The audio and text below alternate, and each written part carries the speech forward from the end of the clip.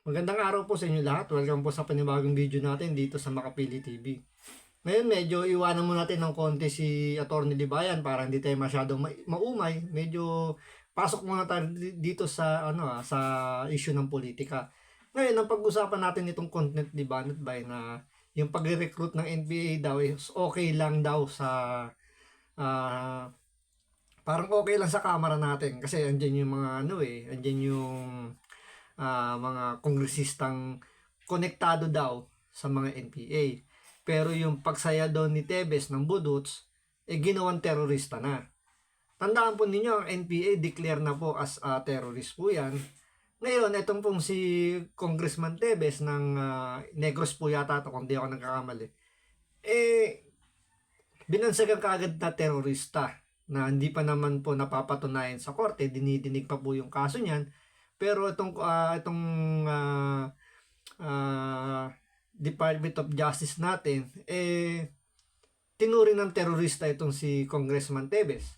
So, bago po natin simulan yung topic na to, gaya ng lagi ko sinasabi sa inyo, maglalambing ako sa inyo. Kung hindi pa kayo nakasubscribe sa channel na to, pakipindot naman yung subscribe button.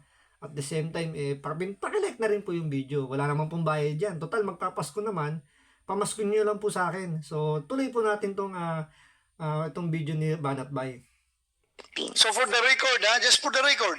No. For the record. For the record. You are Categorically speaking that he is a member of the Communist Party of the that Representative Raul Manuel of Kabataan Party List is a member of the Communist Party. the Communist Party of the Philippines. Yes.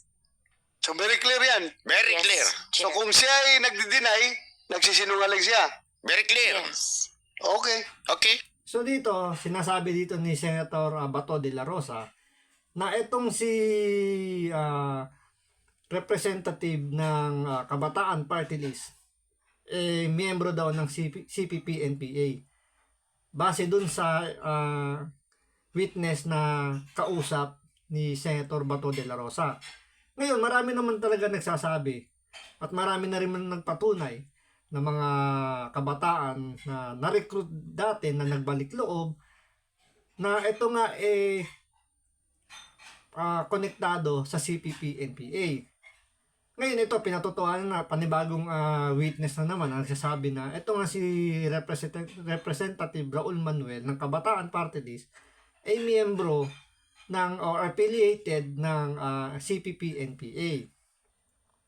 Because that is your usual modus operandi to deny every time you're being asked. Yes. Am I correct? Correct. Yes. Yes, Kate Traka, please, you have the floor.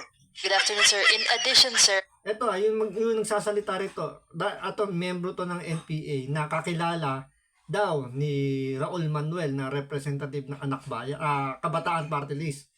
So, siya yung magpapatunay daw, sabi ni Senator Bato de la Rosa, na ito, miyembro or affiliated sa CPP-NPA na mga nagre-recruit ng mga estudyante, ng mga kabataang estudyante at dinadala sa bundok para maging NPA. I also worked with Raul Manuel when he was the UP student regent in the University of the Philippines. And kasama ko siya and we were recruiting for KM and for the Communist Party of the Philippines, and we facilitated yung NPA recruitment as well within the university. So Ayan witness na mismo. This is ito ay clear evidence. Sabi nga, very clear. Very clear yan very clear. Very clear po na sinasabi dito, hindi ho ito hearsay, ika nga. Siya mismo, kasama niya nagre-recruit. At ito'y nagbalik loob na. Kasama niya nagre-recruit sa NPA itong si Raul. Naku po, patay tayo dyan. Ito may connection, ito medyo may pagkakaparehas dun sa sa sitwasyon dito kay Atty. Libayan. Bakit ko nasabing parehas? Unahin lang muna natin. Ito si Representative Raul Manuel inaakusahan nitong witness na miyembro ng CPP-NPA. So dito, pwedeng mag-file ng libel itong si Representative Raul Manuel dahil inaakusahan siyang miyembro ng NPA. So pwedeng sabihin natin may paninira, kung ganun yung magiging pakiramdam niya, is pwede niyang kasuhan itong witness na siya ay pinagbibintang NPA. Di po ba?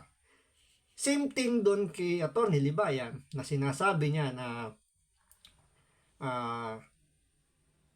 pinagbantaan siya ni Rapi Tulfo na siya ay ipapapatay. Di ba? Kung naramdaman ni Atty. Libayan na binagbantaan siya ni Rapi Tulfo na siya ay ipapatay, bakit di sila mag-file ng kaso sa korte? Diba? So parehas dito. Ngayon dito hindi naman idini-deny nitong ni Representative Raul Manuel yung sinasabi nitong witness na siya ay miyembro ng or affiliated ng CPP-NPA. So hindi siya nagko-comment.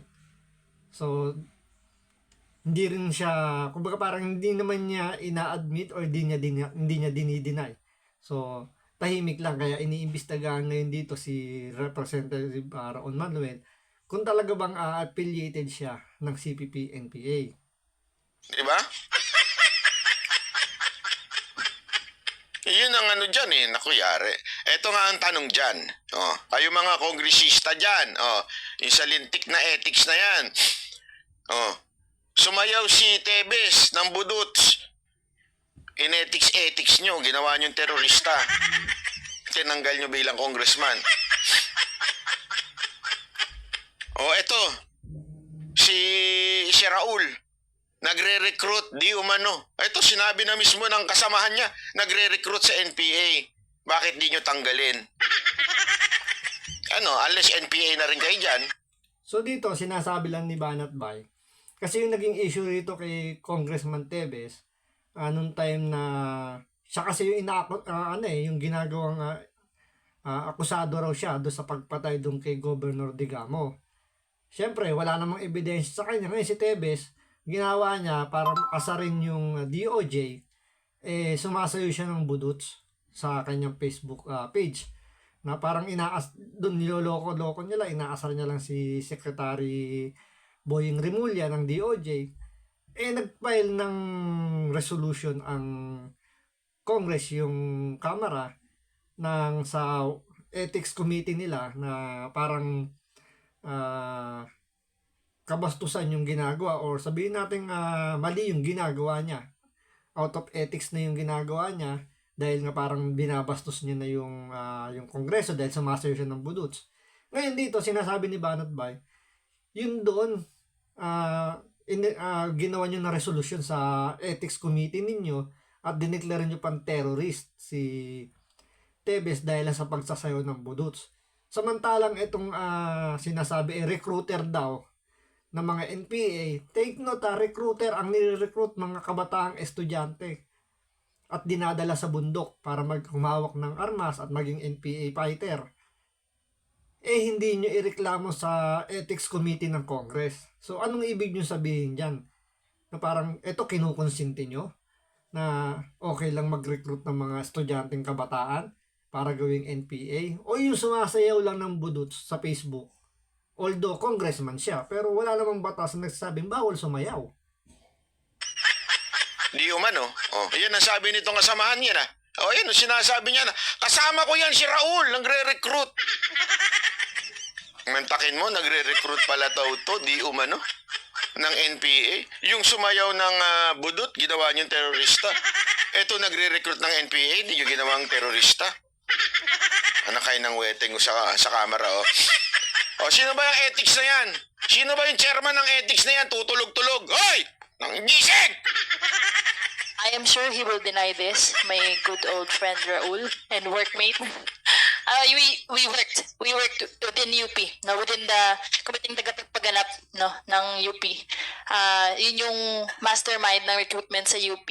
He, as a student regent at the time, and me as the chairperson of Alay Sining, we planned and we executed, implemented Ito, chairman siya mismo. Alam mo, dapat ma-interview ito ma-interview. Kaya lang, baka hindi. Sabihin lang, bastos ang bunganga mo, Banat Bay. Pero alam ko marami nang dito marami nang lumabas dito mga witnesses, mga dating yung mga magulang ng mga batang na-recruit, yung mga nagbalik loob, talagang pinopoint nila na itong mga nasa kamara natin mga Makabayan Black is part ng Communist Party of the Philippines, mga nag-recruit. Pero ang nakakapagtaka, yung gobyerno natin, bakit hindi sila iniimbestigahan? Yung nakakapagtaka. Diba? Parang hindi mo alam kung kinukonsinti ba. Kasi ito may mga budget pa to Kasi mga congressman to. Binibigyan to ng mga budget. May yearly budget siya, aside pa dun sa sweldo nila. Ang take note, hindi po yun naliliquidate. Hindi nila pinapaliwanag o hindi nila pinapakita sa nila dinadala yung kanilang mga budget, yung kanilang mga pondo. Ang ini-issue lang nila is certification lang na katunayan na gamit nila yung pondong ibinigay sa kanila. Kaya nga dapat ito, malalim na investigation ang gawin dapat dito ng ating gobyerno kasi nga, ang NPA is kalaban po ng gobyerno po yan. Hindi po yan parang grupo lang na dapat lang, nakagaya ng MLF, nga ganyan. Ito, terorista po ito. So, dapat ito kinakalos, dapat talaga ito ng gobyerno natin. Pero yung nga, nakakapagtaka, bakit? Bakit hindi ito, parang binabaliwala lang ng gobyerno natin yung mga aligasyon sa kanila na parang, marami na nagsasabi part sila ng NPA, pero parang wala lang, di ba? So, abangan natin yung mga susunod na magiging development itong balitang to. So, maraming salamat po.